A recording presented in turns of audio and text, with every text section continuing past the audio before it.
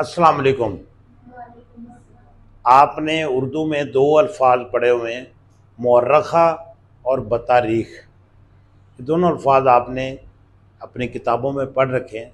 कोई बच्चा बता सकता है कि मौर्रखा कौन सी तारीख होती है और बतारीख जो है वो कौन सी तारीख जो है उसको ज़ाहिर करती है अंदाज़ा कुछ आपको? शायद आपको नहीं है। तो देखो, बहुत आसान है। मौर्रख हम किसको बोलते हैं? तारीख दान को, जो तारीख लिखता है। सही ना? मौर्रख तो मतलब क्या होता है? तारीख हमेशा गुजरी हुई जो वक्त होता है, गुजरा हुआ जो टाइम होता है, उसको बोलते हैं तारीख, कि हमारी हिस्ट्री क्या है, तारीख क्या है। तो इसलिए मौर्रखा जो होता है ये होता है हमेशा गुजरे हुए वक्त के लिए, मौर्रखा। अब आप कुछ भी कह सकते हैं। आप कह सकते हैं कि मौर्रखा 23 मार्च 1940 को करारदाद पाकिस्तान मंजूर हुई। ठीक है?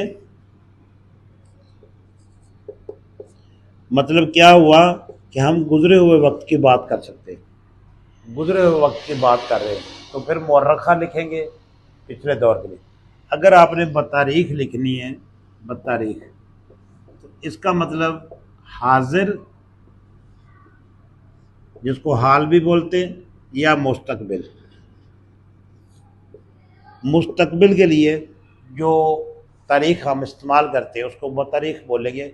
आप ये कह सकते हैं कि मेरा जो इम्तिहान है वो बतारीख 5 अक्टूबर 2025 को होगा।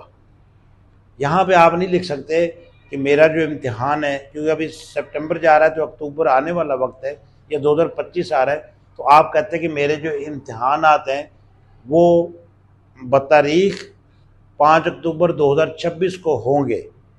आप यहाँ पे ये नहीं लिख सकते कि मेरे जो इम्तिहान हैं वो मौर्रखा 5 अक्टूबर 2026 को होंगे।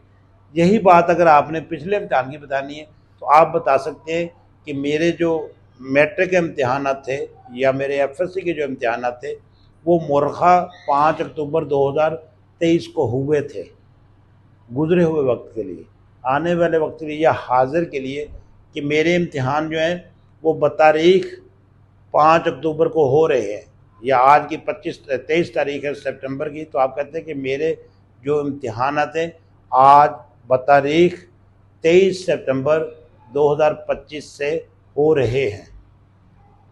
हाजिर के लिए यानी हाल के लिए, या मुस्तकबिल की बतारीख, और गुजरे हुए वक्त के लिए मौर्रखा। उम्मीद है ये याद रहेगा। बहुत शुक्रिया।